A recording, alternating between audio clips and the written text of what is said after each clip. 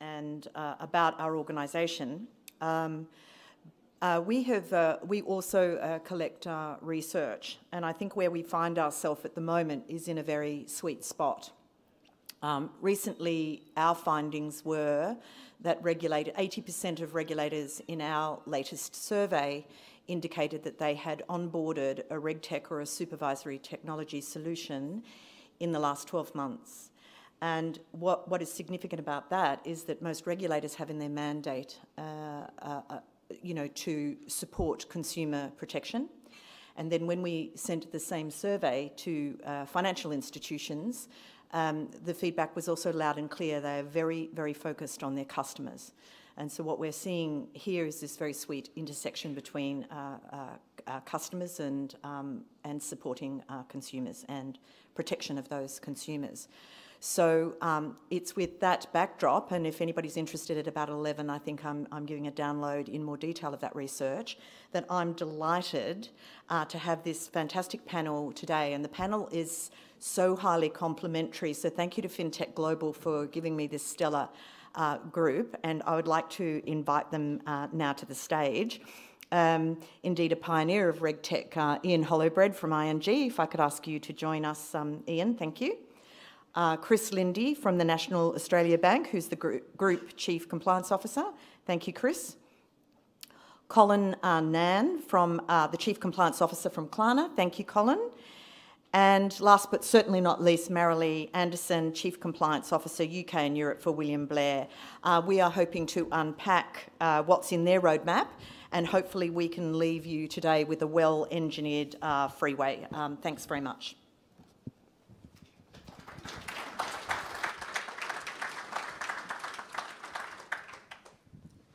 So just to start us off, I thought I would ask in the order that we are seated, perhaps if each person could introduce themselves and tell us a little bit about your role and your organisation. Thanks, Ian.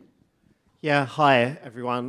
My name's Ian Hollowbread, and I am responsible for development and innovation within ING as part of the COO organisation. Over the last 5 years, I've been leading regulatory innovation from a bank perspective, working across risk, KYC, other functions of the bank, supporting lab developments, venture investments, and partnerships.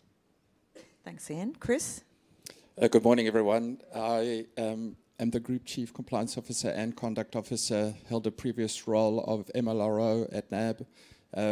We're new to the game in RegTech, so we've invested quite heavily over the last few years in RegTech solutions, as Deb probably know, and some of you will know in the audience, as I see some of our providers are on this list here. We are extremely keen on innovation and looking for new solutions in how to help our organisation, and one of the key reasons I'm here. Thank you. Good morning. My name's Colin. I work at Klarna. I oversee the business as the Chief Compliance Officer. For those who don't know Klarna, I know we've got an international audience here, so Klarna was founded in Sweden about just under 20 years ago, and its aim was to improve trust between consumers and merchants with online payments. We've been in the UK now for about just under 10 years. We have 250 million consumers globally, 500,000 merchant partners globally, and have a varied product offering in different markets that we're in. In the UK, it's probably fair to say that we're known for buy now, pay later, but we are a fully fledged retail bank, and in other markets we offer current accounts and savings also. The compliance function I look after is about 30 people. We can probably double that if we include the regulatory lawyers. And yeah, that's me. Thanks, Colin. Marilee? Good morning, everyone. I'm Marilee Anderson. I'm the Chief Compliance Officer for the UK and Europe for William Blair International. We are a Chicago-based advisory firm. I have oversight of both buy-side and sell-side activities in the region. And we are, as a firm, actually one of our specialties is tech. Both on our advisory side, and therefore we are always very open and encouraging of using technology to ensure that we obtain the best results, especially in the risk and compliance part. Thanks. So we might get right into it then. So let's start with the big question. So in your view, what regulatory challenges are currently top of mind, and what operational adjustments do we think are required to address these challenges? And I might start with you, Colin. Yeah, I'd be delighted. And thank you for the report that you published, because that's provided a lot of insight for our discussions today. On that, I think the top regulatory challenge for me from a B2C, retail consumer fintech, is very much the FCA's new consumer duty. I say new, but actually it's been enforced now for just coming up to its 1-year anniversary. But we've been talking about it for a lot longer than that, if we also include the implementation period and the consultation period. So it's still top of mind, despite being around for a little while. The challenge that it gives us is that it compels us to, and indeed the RegTechs who support us, it compels us to approach everything we do in a far more consumer-centric way. I think we might say, well, of course, we would always have been consumer-centric, so what would we do different? But the adjustments we now have to make for the FCA is to show that and prove it with the data we use. So we would be looking at larger volumes of data, more sophisticated analytics tools to address that, more tools for anticipating and predicting consumer behavior, consumer needs, and using that to adhere to the regulations in real time. So real-time compliance would be one of the adjustments to that challenge. Thanks, Colin. Marilee. Yes, I think for us it's a question of ensuring that we get to the right place with all the new tech developments to be able to process what Colin also mentioned, an increased source of data. And that data, there's an expectation, increasing expectation that that data has to be used as part of our ongoing decision making, as well as report to the board, for me, for example, and making sure that the data that we use is interpreted correctly and follows whatever new regulation is being crafted at the moment. There's very little, but it is being crafted. So it's really staying ahead of the game and making sure that we use all the different tools in the toolkit to be able to stay abreast and ahead of any potential regulatory risks. Goes to the very heart of great RegTech to be able to make sense of all that data. Ian. Yeah, I mean, I don't think the areas of focus have changed for the industry, and certainly for us. I mean, I still think KYC and financial and economic crime remain top of mind for everyone. We all need to do better at that for as large financial institutions. I also think like the data privacy, the regulatory reporting, horizon scanning. I mean, you saw the map earlier. I think they're considerably on point and up top as an industry.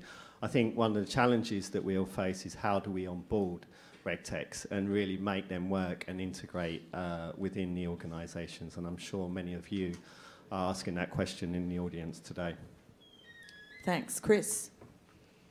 Thanks, Deb. I really love this question. As a compliance officer, everything worries me about regulatory, and I think it's always changing. It's never the same. And I come in the morning, and there's 2 new things that we have to comply with. I think that as in my role, one of the key things that I'm concerned about is, do I know what I need to comply with? So in our obligations library, we probably have over 6,000 obligations in Australia alone, let alone the global operations that we have. Those are constantly changing. So knowing what they are, and then being able to assess whether we're compliant with them. So how do I evidence whether we're compliant? And there's some great systems that are out there where we can actually document what that is. But understanding the authenticity of what's actually documented in that system by our first-line colleagues, making sure that it's correct and accurate and relevant to the obligation. And secondly, as a team, being able to assess whether what's in there is, as I said, correct, but also relevant in terms of being able to respond to the regulator. So one of the key challenges I had when I took the role was to be able to, my starting point was to say, if our conduct regulator came in, how would I be able to respond to them if they asked me, are you compliant? And having a really good GRC system has enabled us to do that, I think, much easier than we probably had done historically. And it also gives the first-line risk holders some comfort that there are actually managed the obligations. But to answer your question again, I think if we in our industry or in our profession as compliance officers are not worried about pretty much everything that comes out from any regulator, then we might probably need to look for new roles. There you go. So let's get into a little bit more nitty-gritty, because the question here in front of me is, how are financial institutions leveraging new technologies to effectively address the constantly evolving regulatory frameworks? And we were having a discussion in the prep room around regulations are changing, and there were various views whether it was 8 minutes or 12 minutes, but despite whether it's 8 minutes or 12 minutes, that's every 8 minutes and every 12 minutes, that is a lot. But we're really interested to hear from each of the speakers in more practical terms. And I know Ian is considered really a RegTech pioneer, and ING in particular are widely known for their innovation and their incubation of startups. Can you tell us a little bit about, Ian, how you discover the right innovation and put those solutions into practice? And what can you tell us about the recent spin out of 2 of your startups into the big wide world?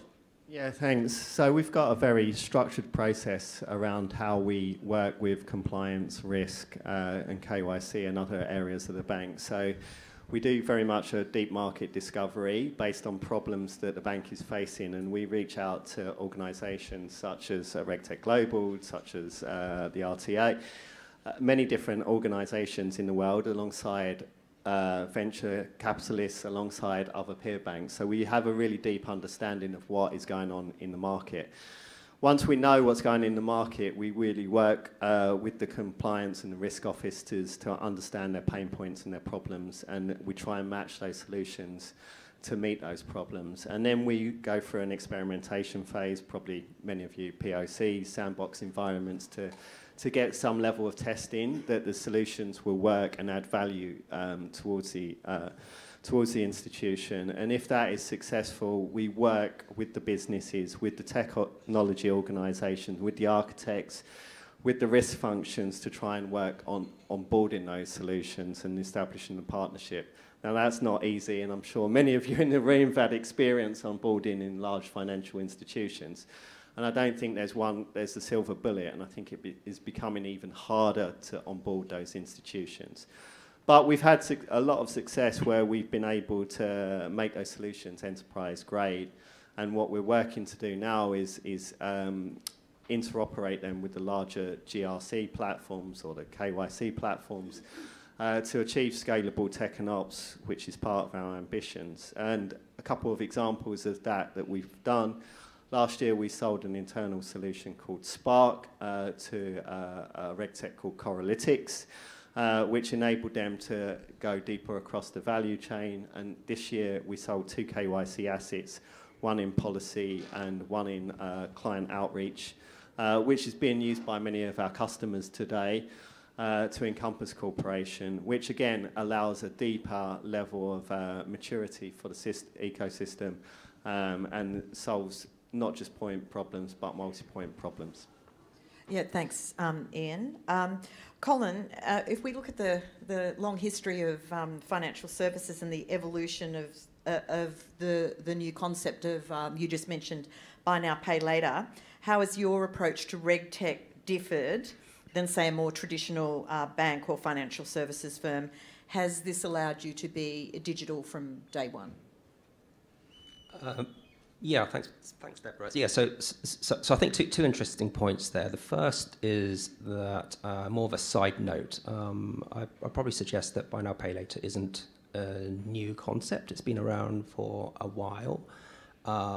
You would have experienced it, whether it's from your hairdressers or your dentist or your gym or your health centre. It's basically, the very basic high-level definition of that is a low-value lending for a short period of time and no interest is applied. I know there's a bit more to it in the legislation, but it does put us into that space where it's labelled exempt or unregulated credit. All Klarna's done is bring it to the fore for consumers to use that as a credit option in a more sustainable way. But I'm not here to sell Klarna or buy now, pay later. But I guess I just make the point because we are a regulated firm and we are very much regulated by the FCA despite having unregulated credit. And so your other point, day one digital, I think is an important point to make. So the two banks I was at prior to Klarna, one when I was there celebrated its 325th year. The other one I joined after was celebrating its 250th anniversary whilst I was there. And Klarna is less than 20 years old, and like I say, 10 years in the UK. And so we started off as day one digital. We started off as a challenger. We started off as an innovator to the incumbent banks. And that has given us a very different mindset. When I joined Klarna, I was talking about digital transformation because the bank I was at prior to that was often talking about the £1 billion investment it was spending over 3 years on digital transformation. I joined Klarna and it was an alien language to them. Why would you transform to digital? What other reality is there other than digital? And so day one digital for us has meant that we've had this mindset of a startup where all our teams are considered startups. So say we have 800 teams, then we have 800 startups, and they have their own problem space.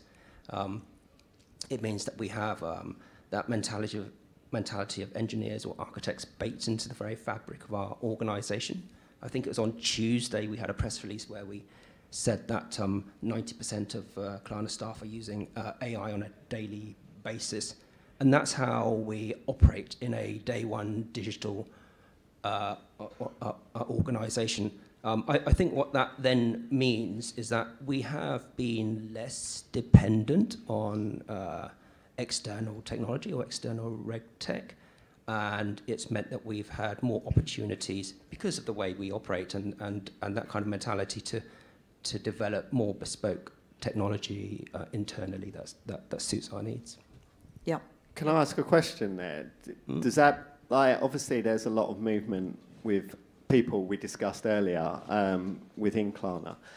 Is there a dependency then on that technology? If it's single technology built by yourselves, if certain people leave, is there challenges around maintaining that? Because obviously we look to buy because obviously if we build, sometimes it doesn't always suit 3 or 4 years down the road where key people have left the organisation and the cost of maintenance and continued development becomes more difficult. Yeah, I think okay. That's fair. The development of the technology shouldn't be people dependent. So when people leave, we shouldn't then lose that knowledge on how it is designed, how it's developed, how to maintain it. The governance we have in place ensures that that intellect survives and continues. Thanks. Yeah, very good. Marilee, you've got such an esteemed background in compliance and governance in financial services, and it would be remiss of us not to ask you, or to take this opportunity to ask you to share from your time over the years, you know, how things have changed and evolved in relation to risk and compliance. Yes, I think one thing which really struck me, in particular this past 24 months, is the pace of change that has come to pass, and the tools that you use to manage this pace of change in the regulatory space. And that englobes everything from regulations we discussed every 8 or 12 minutes, right to the upskilling of your team, of the compliance team, to be able to, for instance, perform better surveillance, perform better monitoring, using the tools to stay abreast of all the new regulations. It's not evident, because before, you know, you would come in as a compliance officer and, you know, probably, you know, you become an expert on a regulation or on a particular business, and that was what was expected of you, end off, right? Now, it's wonderful because we are a smaller firm, so it's wonderful to be able to have all this choice and be able to have the opportunity to come in and invest in this new technology on the one hand, but having the team to be able to be upskilled, to be able to ensure that they start switching, you know, for instance, in surveillance, we don't need any more teams of, you know, 100, 200 people reviewing flags and red flags. We need the technology to be able to give us the right information and distinguish, and we need to have our compliance officers to explain to the regulators the whole explainability element of how that is achieved. So I think there is a huge change in terms of the regulatory landscape that we have seen, I have certainly seen. And although before, interestingly, regulatory or tech change was mostly in such functions such as, for instance, the back office operations to process data, now we're moving to other functions in the firm, you know, in the regulatory, in the legal department. I know my legal colleagues may not completely agree, but it is a new empowerment of our function. And in many ways, interestingly, the business, the front office, there's a creeping respect more, you know, compliance always has, you know, the good cop, bad cop image. But I think now, by using the same kind of technology of being able to renovate, to make decisions based on very, you know, explainable, traceable outcomes, when I present to the board and I say, well, no, you know, this year, this quarter, our conduct was this and that, I can actually pinpoint on, you know, yes, on the monitoring data, on the, you know, on the onboarding AML stuff. And that's very powerful. It's very powerful. It is. Thanks. Chris, the RegTech Association and the NAB have worked together on a number of initiatives to create an environment for adopting RegTech and to stimulate innovation. And we recently worked together on a program where the NAB surfaced some problem statements. And can you unpack that a little bit for us on, you know, how you generally approach technology and perhaps what we did? Well, on that initiative, what I wanted to do was probably just stir up the compliance team and probably the industry in Australia. I think we tend to find solutions, and not to repeat what Marilee said around, you know, we've all got good systems around AML compliance, we've got good systems on conflicts management, we've got good systems on monitoring and surveillance. But that's a fraction, apart from AML that is, it's a fraction of the world that we as compliance officers have to deal with. And so what I wanted to do was to get my team just to think about how do we assess and manage compliance differently? And how do we think about using solutions to make our jobs easier And let's face it, if you work in compliance, and excuse me if you've been in it forever, it's not the sexiest profession in the world. And so what you want to do is you want to win the hearts and minds of not only of your team, but you also want to win it of the business who we face into. And the best way to do that is through technology. And the best way to do that through the technology is to show them that technology can actually assess the risk before it happens.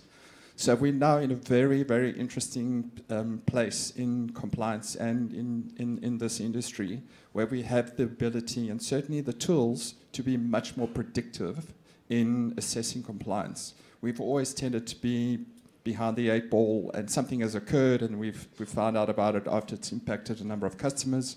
And I think the consumer duty is going to change that for all of us. And the only way that we can get ahead of that is to use innovative solutions. So what we did with Deb and the association in Australia is we had a Shark Tank almost pitch session. And I think there were about 60 providers globally over 2 days. And I got people not only from my team, but also from Line 1 and our technology folk to sit and listen to what there is in the market. Because often we tend to be quite closed off to new ideas and fresh thinking, and it might be a startup and we don't want to bring them on. But we'll never get anywhere if we have that sort of way of thinking. And actually our regulators are jumping ahead of us because they're looking at it. And if we're not actually front-running what they do, we're going to be left behind, and they're going to be knocking on our door. So I think one of the biggest things for me in my role is if we're not bringing in new technology at least once every 18 to 24 months, we're going to fall behind. And we're not going to bring people into this profession. One of the things that I've said to a couple of my colleagues at some of the global banks here is we really struggle to maintain a young workforce. We really struggle to bring people into compliance teams because we're too afraid of making the role sexy. And it can be. And the best way we can do that is by using the solutions. And I'm just walking around outside. I actually get a bit nervous, and I'm sure my head of finance will get nervous when he sees me walking around looking at all those cool things that we can implement. But if we want to bring people to our industry, we have to be more relevant. We have to make it cool. Well done. Now, I'm just looking at the time. We have 23 minutes according to this, and I need 10 minutes for Q&A, so we've got 13 minutes to burn through the rest of the questions. So forgive me if I jump over one or two of you as I get there, because I think these are all very important questions to answer, and keen to get your insights. So what kind of technology ecosystems should FIs leverage to improve the effectiveness of their compliance activities? And I'm going to go to you, Marilee, for a very quick response to that. Yes, definitely invest in more than machine learning. I think now is the time. It is the beginning. There are lots of scariness around generative AI or, more advanced tech around that is being developed. But now is the time to really analyze it and maybe help form the new technology that the firm needs to be adopting. Yeah, exactly. And hold that thought, because we've got a specific question right at the end about generative AI. We don't want to leave that one behind. Chris, do you have something quickly to say on that same question? Well, we've just started to use Gen AI in compliance in the last 6 months. We've run an experiment for 6 months. We know that it works, and it's now into testing phase. And if you want to talk to me about it, I can speak for days. But it is going to change our industry, and it should. And it will make our roles a hell of a lot easier. Fantastic. We might stay on that question since it's now been mentioned twice. Ian, something on generative AI. Look, generative AI is overhyped. So, like every conference, every time internally that I get a question, I'm like, oh God, not generative AI again. Like Glad we didn't disappoint then. we've been using AI for the last X number of years, and we've been using modern technologies which are in this room that are leveraging AI capabilities to improve the way we're more efficient and effective. I think large language models open up like much more opportunity, but there's also much more risk that comes around with those large language models and generative AI. So, look, I think it will have an impact, and it will continue to have an impact and benefit technologies, will benefit financial institutions, will benefit regulators. But it's one component across like the world. Like, I mean, 5 years ago, people were talking blockchain was going to solve everything for the world. 7 years ago, people were talking about data and analytics. So, like, this is just a continuation of a journey, and I think institutions also need to look at the basics as well before they have the good controls, risks, governance in place. If you've got those basics in place, you can then start to leverage the capabilities of more modern technologies. Yeah, fantastic. Colin? Yeah, I think Ian said it all right. So if the specific question is on Gen AI or AI, so AI has been around for a while, and we and indeed all of RegTech have been integrating AI for a long time, whether predictive AI and analytical AI. Gen AI might be a game changer, but I think it's early to say. We're still on that journey of exploration with it. We're still testing with it and learning from its capabilities, and there will be things where deterministic algorithms continue to be the answer. There will be things where machine learning continues to be the answer, and it won't be Gen AI, but I think it's right that we are exploring it. Okay, well, I'm going to go a little bit rogue here because it's not in the script, but I'm just wondering of those in the room, if you're a RegTech, are you using generative AI in your product rollout? Can you just pop up your hand? Anybody? Oh, look. There you go. It's happening. There's a few there. So it is something that we are talking about at the association quite a bit. And I think for the RegTech companies out there, we are starting to see it emerge in some of the product rollout.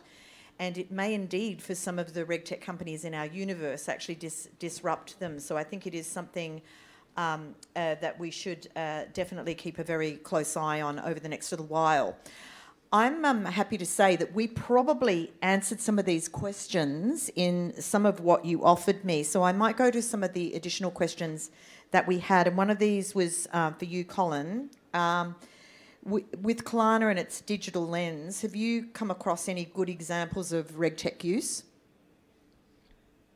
Yeah. So Klarna it has an international footprint, but we're not in all markets. And so we know quite well the regulatory authorities we deal with. But actually, more interesting are some of the regulatory authorities in markets that we're not in. So one example of good, in my opinion, is what are they called? The Monetary Authority of Singapore. Is that right? Yes. Right. Yes. And they have been exploring, and it's not particularly new, but it's effective. But they've been exploring using APIs for regulatory reporting under their smarter supervisory program. The Central Bank of Brazil has gone further. Again, quite simply, just secure APIs for compelling financial institutions to report credit data. And that has totally streamlined that process for monitoring and managing credit risk. I'd love to see more regulators automate in that rather simple way. I know a lot of them talk about it, but I'd love to see more of that. Chris, yesterday there was a breakfast session held by FinTech Global, and one of the things that came up there was about alignment. And you referenced the program that we worked on recently in relation to alignment. How did you get alignment across all of the different parts of your business? Probably my accent, but can I just say before I answer that? So I respectfully disagree with Ian around AI, particularly Gen AI. If we don't try and see if it works, we're going to be left behind. And I've heard, and I'll use my answer to Ian to answer your question. I harass our technology folk to think differently about the risk of bringing in solutions, because historically our technology folk have had a checklist of 200 things that they have to go through, and I get it. You know, there's security risk and there's the potential for hacking. I get all of that. But that shouldn't stop us from trying to do things differently. Our customers think differently. We need to think differently as FIs. We're no longer, I mean, Colin is a perfect example. They're a disruptor. We're facing disruption in our industry. We have to think differently. We have to use solutions to help us with that. And I'm not talking about using AI to completely rethink the way that we work. I'm thinking about it to augment from the solutions that we already have in place from RegTech, for example. So giving us insights that I would have a team of 50 to 60 people doing, we can now do in seconds. Looking through pages and terabytes of data to come up with one or two insights that may or may not be something that we need to look at. We've slowly won out over our technology team. One of the good things at NAB is that we've spent the last 5 years moving pretty much all of our infrastructure to the cloud. So that helps us actually bolt on solutions for us. Often I get asked, and the challenge is, you know, this RegTech may not be around in 3 years. So what? Let's just use it for 3 years, and if they fold, they're not going to switch the system off. The system's still going to be there. They probably won't be able to maintain it. We'll find something else. We'll go back to spreadsheets. So, the greatest RegTech tool that ever lived. Exactly. So, and I'm starting to see that change. Certainly at NAB, we're coming along the journey together. It hasn't been easy, and I tend to find once the solutions that we bring to them, they can see the benefit not only for themselves but for the organizations, and ultimately what we're in this business for is customers. Then they start to win themselves over. And I think one of the biggest problems that we've had, certainly in my team and also from the tech folk, is we tend to be so stuck in our old ways that we forget that we can actually change the way we work to adapt to some of the technologies that are on offer. And that's very hard to do, particularly with professionals who've been in this industry for so long. And I'm talking about compliance, that is. We've always run those functions in a certain way. Actually, now we have the ability to bring in a myriad of different solutions. We can change the way we work. Sorry, thanks. No, that's okay. No, it was a good conversation. Marilee, do you have something to reflect? I completely agree with Chris, and I would like to add that it is always daunting doing the first step into the new technology. But if you take, for example, you know, as an American bank, we went through the whole SEC electronic survey, you know, communications debacle, and imagine having to process, or you know, thousands and thousands of electronic communications, voice, emails, texts.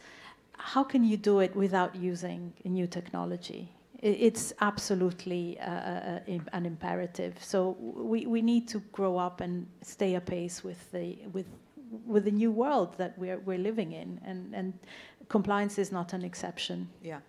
Our research showed that firms, institutions, and regulators are actually investing in RegTech and supervisory tech at the moment. And there is a question here from somebody in the audience about how much you are investing to constantly evolve RegTech.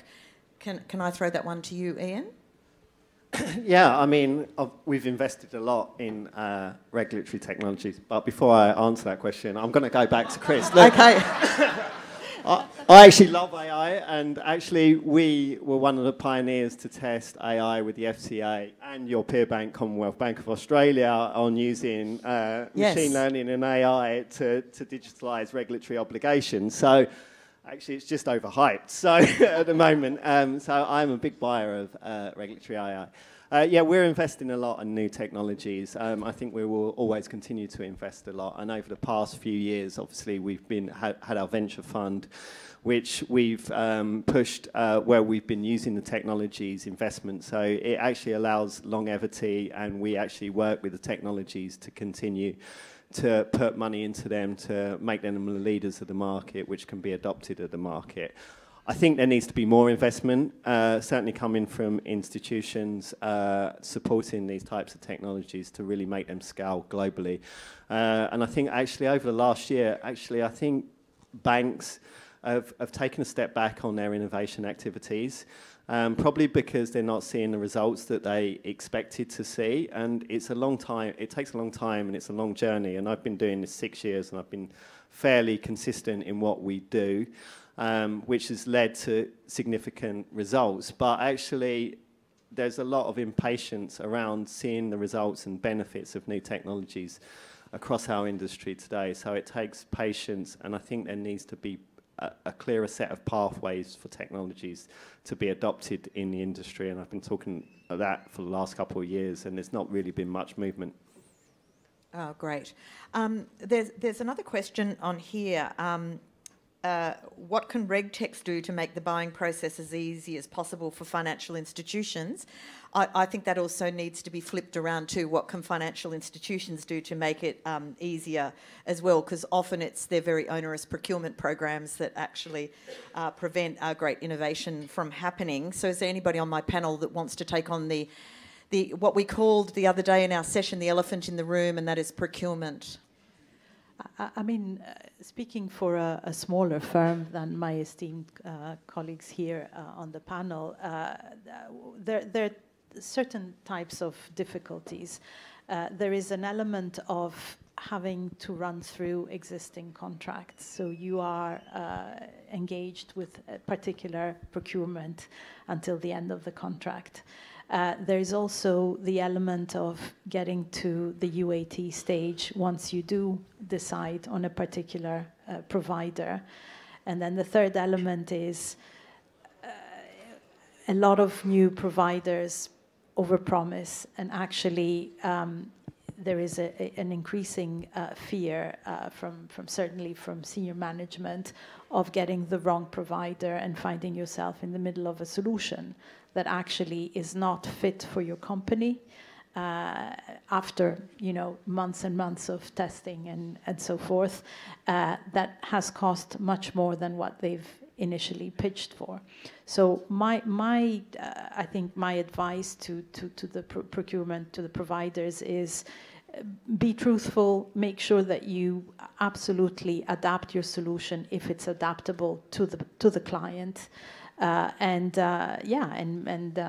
be patient, because for some firms it's easy, it's a very fast process, but for other firms it takes a longer time. Ian? I wish it was just procurement that was the challenge, but obviously it's not just procurement. It's IT security standards that you need to adopt onto or get through. There's cloud risk assessments, there's data assessments, there's many EBA decision trees. There's so many different components for a fintech to onboard in a financial institution. That actually, again, there needs to be a much, and I think now DORA's coming in, so that's going to add additional risk requirements for firms to get on board. And I think that is the biggest challenge that we face as an industry. How do we onboard these technologies in a more structured way? And obviously, I think we've stepped back, many institutions step back taking really early stage companies because the difficulties around the onboarding, and generally now only work with Series A, B kind of companies because they might have a SOC 2 or an standard, or an ISO standard. And I think we really need to work as an industry to improve that onboarding process. Can I just plus one there? Somebody on the board here behind me is actually going through this process with us now. So on top of everything that my colleagues have said, there's also a regulatory approval, and the regulators also struggle with the idea of some of the solutions that we're thinking about. So we have to win them over, not only internally, but we've also got to deal with that. I will say, without it sounding too negative for the RegTech providers in the room, one of the benefits is, though, once you're actually in the door, it's going to be pretty hard for us to turn you off unless you do it for us. So you're going to be there forever, because if we spend all that time getting you in, you're there to stay. Which is, if there are any investors in the room, therefore it's a sticky investment, guys. It's a sticky investment. We've got about 5 minutes left, and I'm just wondering whether I can go to each of my panellists and ask you in turn, there are institutions in the room, there are RegTechs in the room, there are consulting firms in the room. What's your big call out? What's next? What's around the corner? What do you want to see happen, or what do you want to see not happen? I want to see regulators move away from tech sprints to really looking at some of the challenges to adoption of these new technologies. So, it's good that we all learn, but actually we're trying to put these technologies into practice, and I'd like to see the regulators work with us all to really make that happen. Great work. I would say, as a provider, keep challenging us, and as a buyer, we have to keep challenging ourselves. And I think unless we do that, we could have this conference in 5 years' time and we'll still be saying the same things. Don't give up. If we had this conference 4 years ago, this board would have had, a handful of names on it, and just look outside and see what there is out there. Be brave if you're a buyer. Test new things out. If it doesn't work, get something else. And for the RegTech providers, actually, don't only go for the low-hanging fruit on things that that we're struggling with. Think about what we might struggle with in 5 years' time. And I know that's a very difficult challenge, but I believe that the things that we're dealing with now, we could have preempted probably 2-3 years ago. Great work, Colin. Yeah, I'd build on what Chris just said there. So on the buyer side, I would certainly say don't approach us with something that might be an iteration or an evolution of something that exists, because the chances are we're already working on that. If you want to approach us with something revolutionary, then that's a different conversation, and we'd be quite interested in it. I think perhaps contrary to your report, Deborah, and perhaps I'm an outlier, but it's not as challenging to get through our procurement process if you can excite us and get us interested and get our and whet our appetite. If we have no appetite or interest, then it just won't happen. But I think an obvious example we've been talking about is our relationship at Klarna with OpenAI, and it's absolutely amazing. Again, contrary to your report, it's amazing how quickly we can identify the right stakeholders to free up diaries and sit around the table. It's amazing how that magic money tree in the secret garden springs to life. It's amazing how legal contracts can be drafted and agreed in no time at all if we are interested and have the appetite for it. So if that's the challenge for you to excite us with something, then you've got us. Absolutely. Marilee? Yeah, obviously I agree with everything that has been said. I would just add, please make sure that you do your homework in regards to who you're pitching to, and make sure that the solution you're offering is adapted to that particular client that you want. I've seen certain providers just give us a very large array of solutions, some of them that were absolutely not pertinent to our business model. So we do spend time explaining what we do, how we do, what are our issues, what we want to achieve with the technology. Please listen to us and come back with the right solution for us. Yeah, very wise words. So just to kind of wrap up the panel, I think we have definitely evolved. I think back to the time that I first met Ian, which was probably 5 or 6 years ago, when I landed in London with no friends, and RegTech was still in the early stages of its evolution. We really have seen that sales cycle come down over time, and perhaps it's the Klarnas of the world that put in the data to our data pool that are dragging it. In fact, we've got 8.1 months on average. Now that's across a whole gamut of different solutions solving different problems, but it's gone from 13 months 5 years ago to eight months on average. We are seeing more regulators and central agencies engaged like never before, and that number that I spoke of earlier, 80% have onboarded a solution. So it is a clear call out to one of the points that Chris made earlier in relation to, the regulators are ramping up around this stuff twofold: for their own use, so that is RegTech or supervisory tech as they call it, for their own use and monitoring purposes, but also it's in their interests to learn as much as they can about all of these solutions sitting behind us here on the wall, so that they know what's out there in the market. And, you know, we're seeing great work being done by, you know, the whole myriad of financial institutions and running these different programs. And so I think that the future is bright, and forums like this are so important for us to be able to get together to talk about the challenges, but indeed what the opportunities are